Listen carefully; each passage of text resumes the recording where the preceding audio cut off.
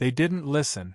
When General Zero stood before the Council of the Galactic Empire, his voice, rasped from decades of war and half a lung left, carried no weight. His file read like a war hymn: 47 campaigns, 11 decorations for valor, sole survivor of the Drayak collapse. None of that mattered.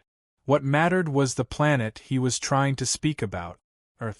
Category 3: primitive, violent. Unremarkable in every database. Barely scraped into the FTL age by scavenging derelict technology. Not a threat. But Zero knew better. He had seen what the dossiers never captured. He had witnessed the sheer ferocity with which humans fought. Not for conquest. Not even for survival. For something else. Something primal that clawed its way out of their soft-skinned bodies like fire through dry brush. "They don't fight like you and me," he said, voice cracking over the chamber's amplifiers. "They don't rely on formations or honor or command hierarchies. They think like hunters. They kill like monsters." Laughter echoed in response. A senator from the Ulvath sector smirked and flicked his crest. "They ride wheels and throw projectiles. And you'd have us fear them?" "No," Zero growled. "I'd have you respect them." A silence fell for a heartbeat, then the dismissals resumed. The Empire didn't need warnings. It had fleets that could glass moons. It had subjugated the fire worlds of Zen and the methane swimmers of Niberii. Earth was a ball of dirt, noise, and analog signals. Conquest would be a demonstration, not a battle. Zero left the chamber with the same tight grimace he wore when pulling shrapnel from his own arm. He didn't offer another word. Warnings unheeded were coffins in waiting. Years earlier, he had landed on Earth as part of a covert recon team. His orders were simple: assess, tag threats, extract. At first, Earth had matched expectations. Chaotic, fragmented, bristling with internal strife. No unified government, conflicting ideologies, species barely climbing out of its own atmosphere. But then the humans noticed them. Not through scanners or sensors. Through patterns. Behavior. Movement. A soldier in a forest disappeared, and within days, locals set traps at random paths. Guessing, calculating. Zero remembered the smell of burning plasma when a booby trap took out their medic. No sophisticated tech, just crude pressure plates and ball bearings, but devastating in execution. By the end of the week, 5 of his team were gone. By the end of the month, he was running. Not retreating, running star. He remembered crawling through the mud with a broken leg, watching shadows flicker behind the trees. He remembered the silence that wasn't silence. The kind that comes when predators are near. Their tactics weren't coordinated by satellites or hivelink. They didn't need mind links or chemical directive. They improvised. They learned. He remembered one ambush in particular. His second-in-command, Lieutenant Rethal, had cornered a small group of humans in a burned-out village. There were maybe 6 of them. None looked older than 30 Earth years. Rethal mocked them before striking. It was the last time Zero saw him alive. Within seconds, the humans scattered, used smoke, fire, even their own wounded as bait. One even set himself on fire to buy time for the others to flank. Who does that? What creature chooses self-immolation not out of desperation, but as strategy? After extraction, Zero was hospitalized for weeks. He couldn't sleep. He couldn't speak of what he saw without being labeled broken. So he said nothing. Until now. In the council chamber, none of the commanders noticed the subtle tremor in Zero's prosthetic hand. Not from fear, but fury. Fury that pride had blinded them. Fury that they thought they understood what Earth was. They thought humans were just another primitive species clinging to a rock. They didn't realize what made Earth different wasn't its technology or its position in the spiral arm. It was the species it birthed. Humans were chaos with purpose. They didn't follow predictable doctrine or combat code. They didn't need to. They used emotion as calculation, turned rage into momentum, and turned pain into weapons. Their minds didn't break under trauma, they evolved. Every failure became a blueprint. Every loss a lesson. But the Council had made its decision. Earth would be the next conquest. A show of force. A demonstration to other upstart systems. Zero didn't argue further. He simply turned, walked out of the chamber, and paused just once as the blast doors hissed behind him. They won't be conquered, he said under his breath.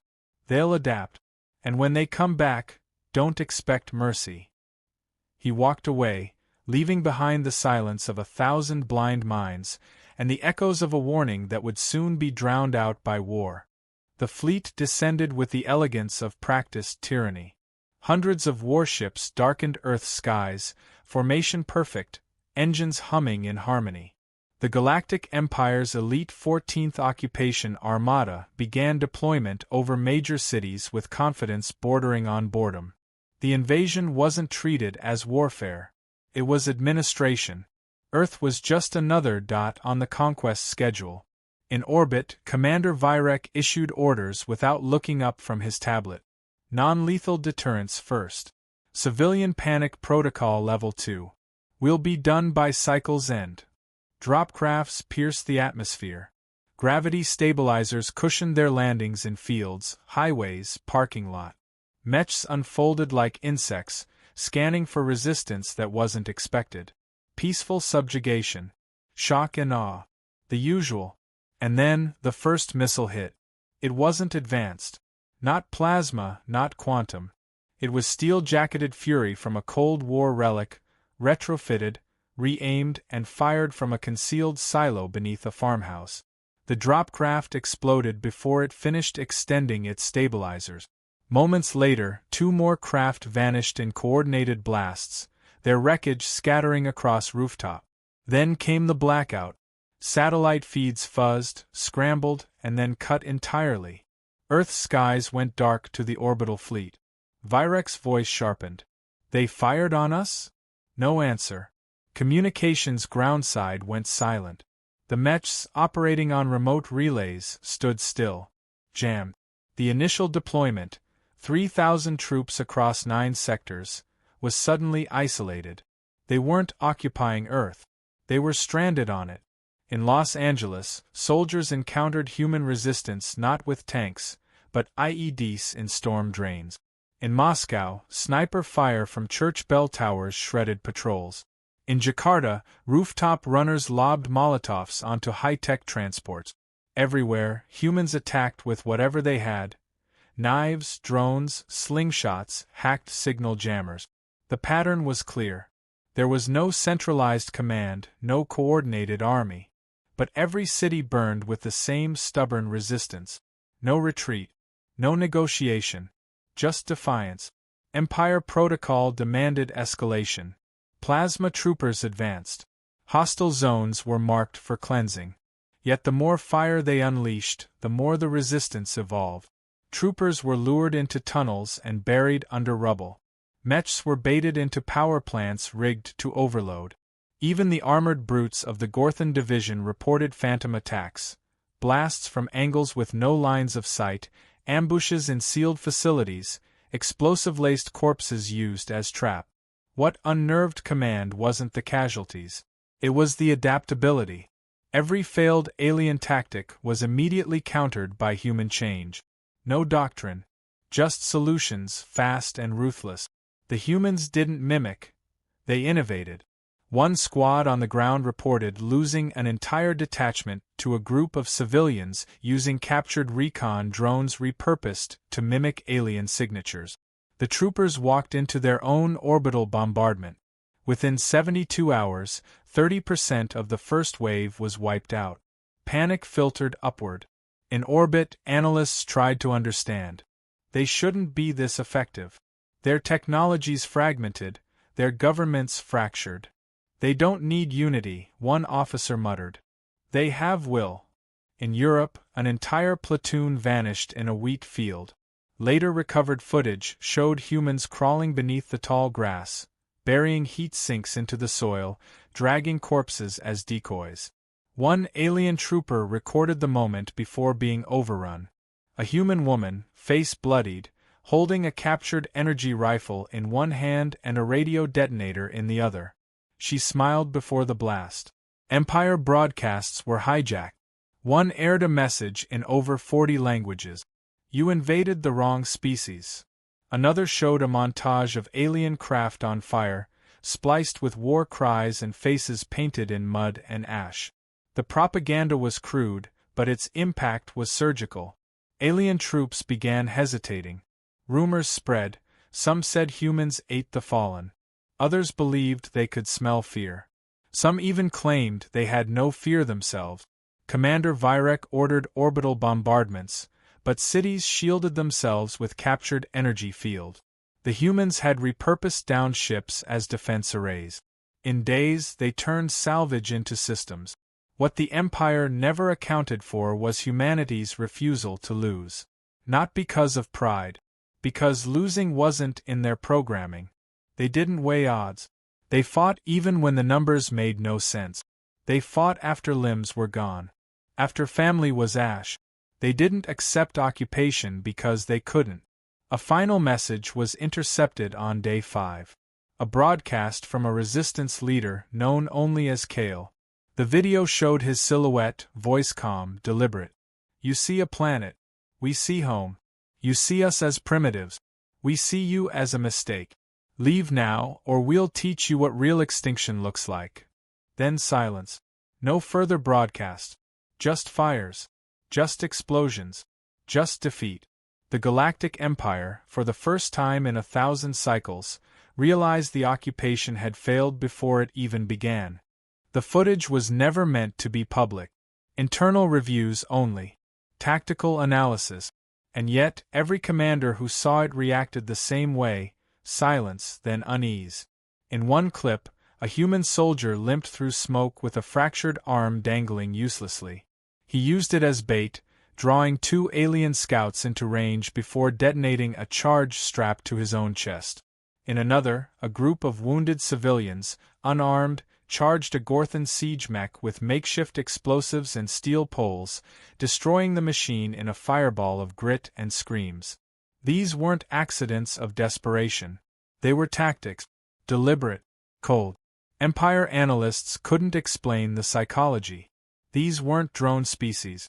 No shared mind link. No behavioral conditioning. Just instinct, sharpened by pain. When humans were hurt, they learned. When cornered, they created. No species in known space showed that kind of behavioral elasticity under pressure. Humanity didn't just resist, they recalibrated after every loss.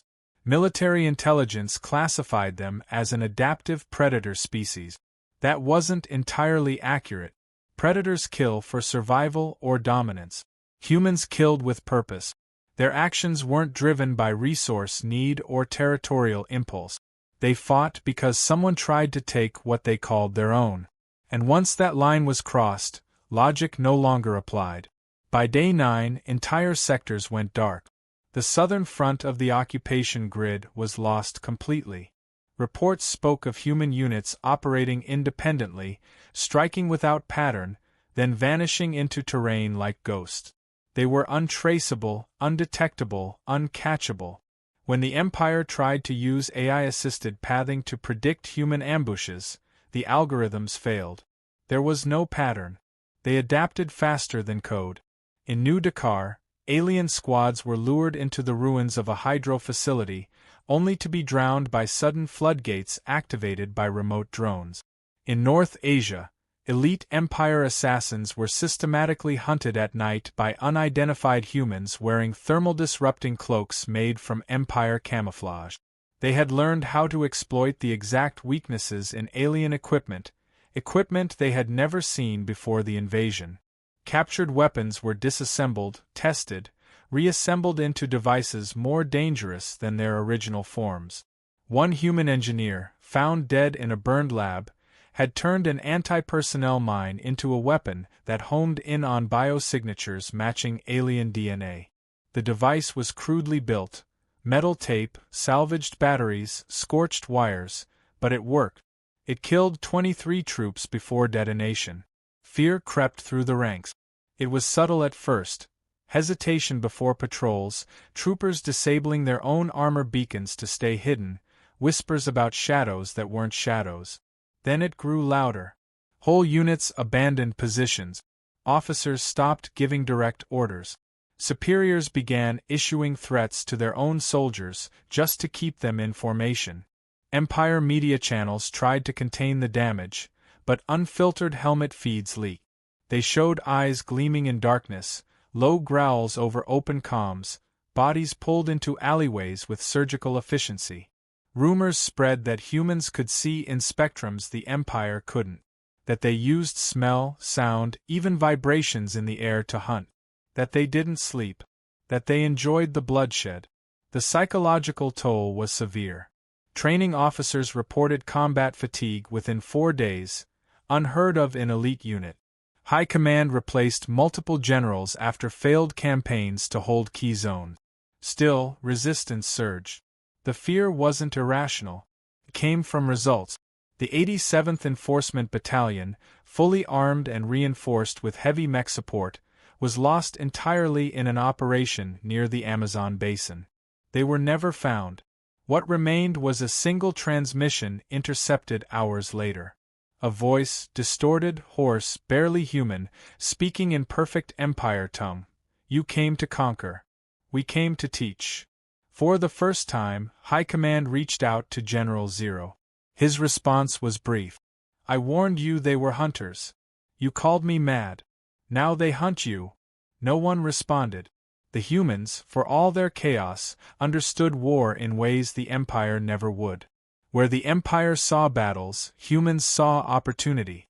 Where the Empire deployed strategy, humans bent it until it broke. They didn't just retaliate.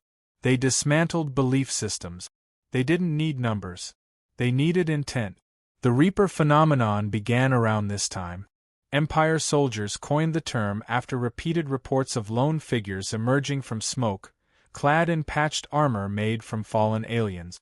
These Reapers used no standard weapons, only tools stolen or improvised, but every encounter ended the same. Clean kills. Vanishing bodies. No survivors.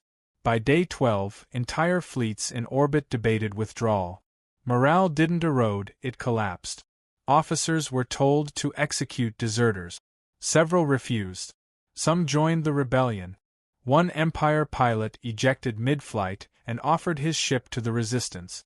The humans didn't win because they had better weapons. They won because they refused to die the way the Empire expected. And that refusal became the Empire's undoing. By day 15, the Empire's chain of command was fractured. Communications were unreliable. Whole divisions acted without orders. What began as an occupation had become a scramble for survival. The strategic map, once color-coded and orderly, now pulsed with red zones that grew daily.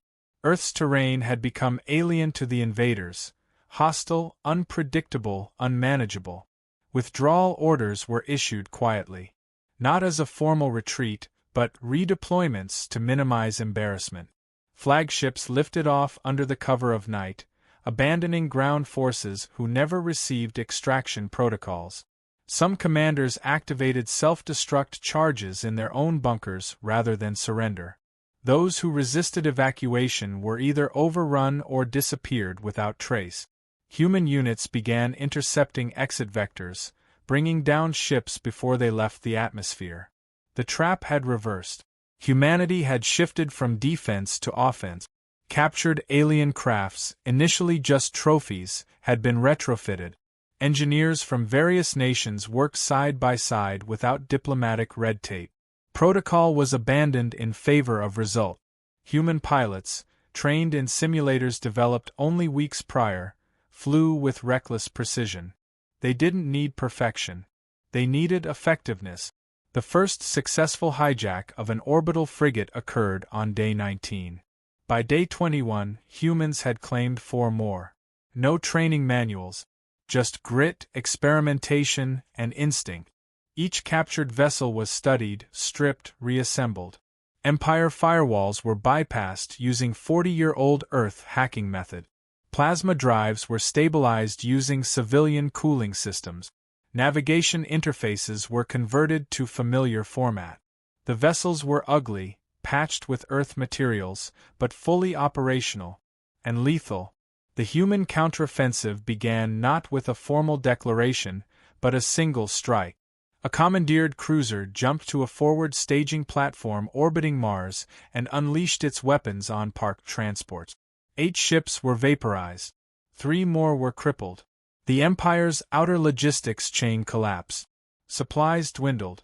Fuel shortages became critical. Reinforcements never arrived. Panic gripped the outer rim. Systems once loyal to the Empire questioned its strength. Uprisings brewed. Subjugated species who had silently obeyed for centuries began hoarding weapons. Fear spread, not of humanity's power, but of its effect. It wasn't just defeating the Empire. It was unraveling it. On Earth, something unexpected occurred. For the first time in recorded history, every major human power aligned without negotiation.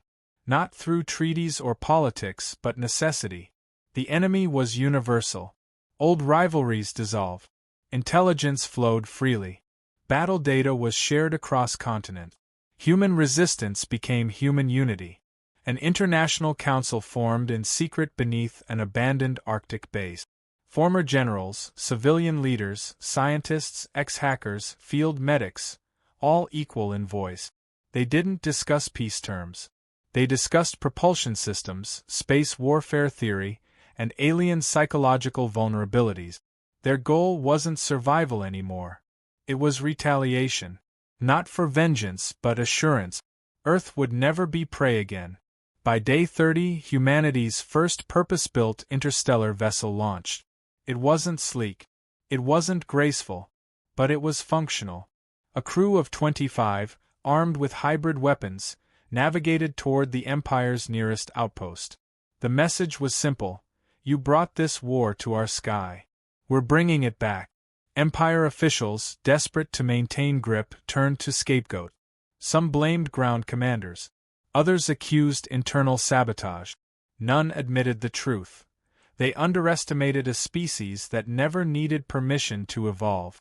One transmission leaked from inside a fractured command center on Oraki's Prime showed a general slamming his fists on a table, shouting, "They weren't just defending, they were becoming something else."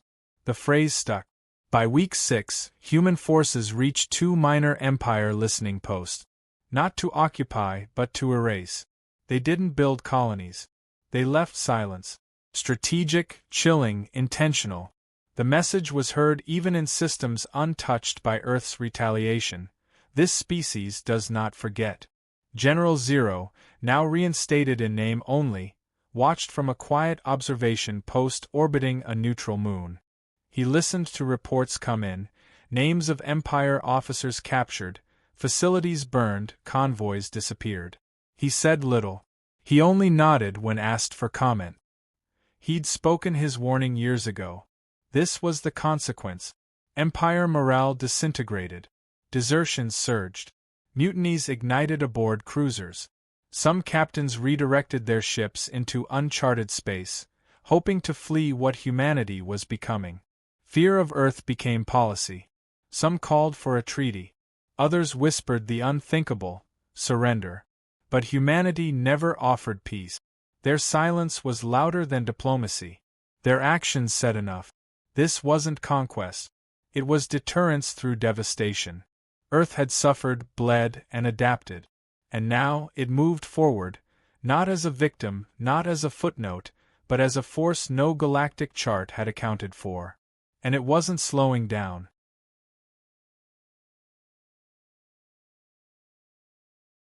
10 years passed.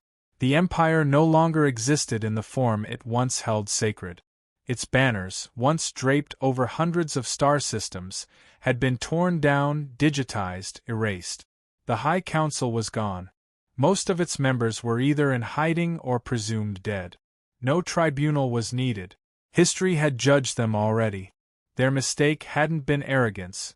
It had been the failure to listen when it mattered. Humanity had not rebuilt in peace. They advanced in the absence of constraint. War had introduced them to technologies far beyond their years. Instead of struggling to adapt, they made those tools their own. Fusion became practical. Interstellar travel routine. Within 5 years, humans moved beyond the solar system. Colonies sprouted, not for expansion, but for preparation. They didn't celebrate, they trained.